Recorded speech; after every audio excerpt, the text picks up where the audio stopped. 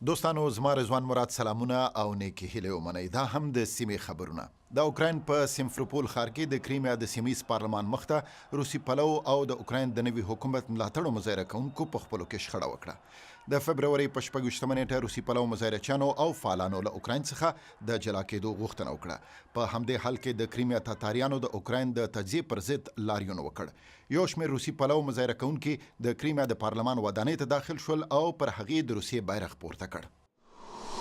د تاجکستان پایتخت دوشنبه کې غیر حکومتي سازمانونو له خلکو غوښتل چې د ایچ آی وي ایډز ناروغانو پر وړاندې د تبعیض په نړیواله ورځ کې پراخ ګډون وکړي.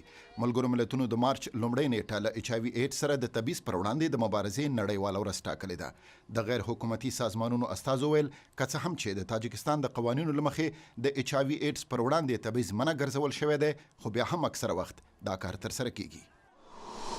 د ګرجستان په کازریتی کلي کې د سرو زرو او مسو دوکانونو شاوخوا 300 کارکونکو د دوهمې اونۍ لپاره هم خپل اعتراض ته دوام ورکړ.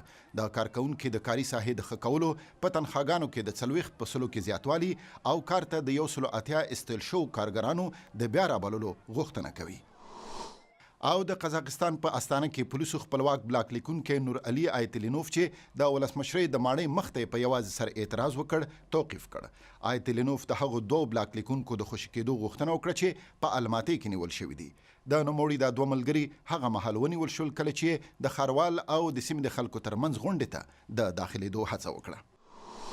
دوستانو د سیمې خبرونه مو ولیدل. د دې او نور خبرونو لپاره د ازادي راډیو ویبپاڼه azadiراډیو.com وګورئ. د الله پامان. Azadi Radio.